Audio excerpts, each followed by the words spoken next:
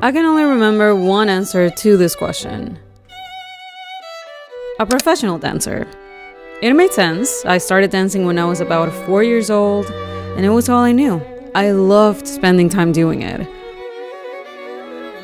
I ended up dancing for 13 years until suddenly life happened, and I had to stop. Naturally, one thought came to my mind after this little event.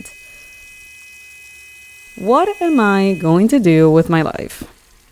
Let's call this my first mild life crisis. Fast forward to college. Surely, I would have the answer by then, right? Well, I didn't know exactly what I wanted to do, but I picked the path that felt most interesting to me at the time. And I was fortunate enough to experience that career for a little bit, but life happened again, and I had to stop.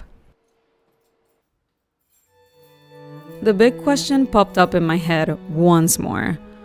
What am I going to do with my life now? Let's call this my life crisis number 2. Fast forward to now. I've been following a certain path for almost a decade out of pure survival instinct, and not gonna lie, it got me pretty far. But somehow, all these years, the question kept looming quietly over my head until it was unbearably loud. If this isn't the life I want, then what exactly is it that I want? That's when this realization hit me. I've been following a dream that wasn't even mine to begin with. I don't think I have any dreams. So where do you go from there?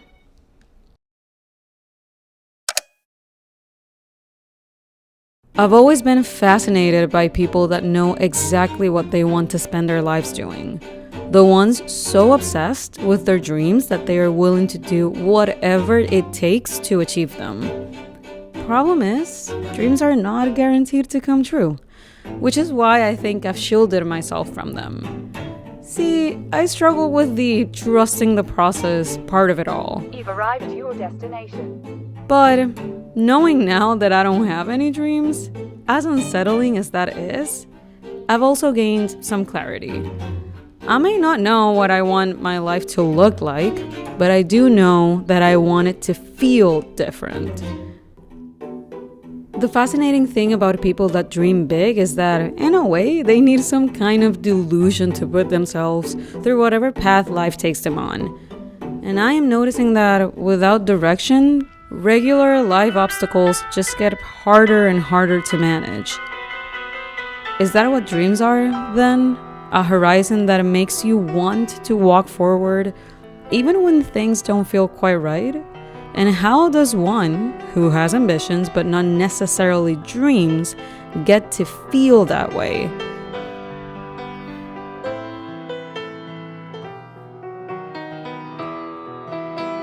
To dream sounds ethereal and delusional precisely because dreams are not certain.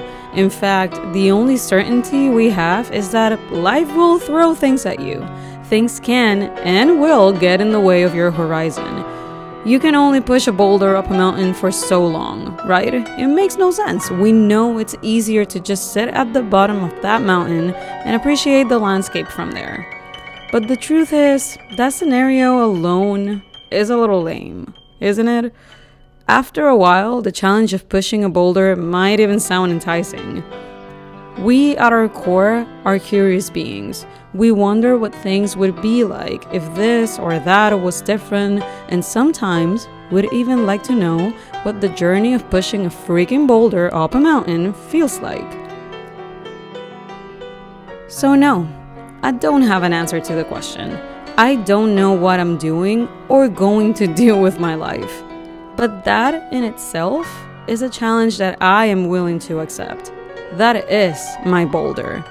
I'll push that thing up and come back down defeated every night. I'll learn and readjust when life happens, because if I know anything by now, is that life will happen. And lately, the world has given us every reason to believe that the top of the mountain is gloomy, not worth it, and that we're better off staying put. But when the world seems to go backwards, when our reality tells us that it might be impossible to make it out of our own circumstances, remember that the horizon is still somewhere out there. And in that case, damn, to dream might be the most rebellious thing one can do.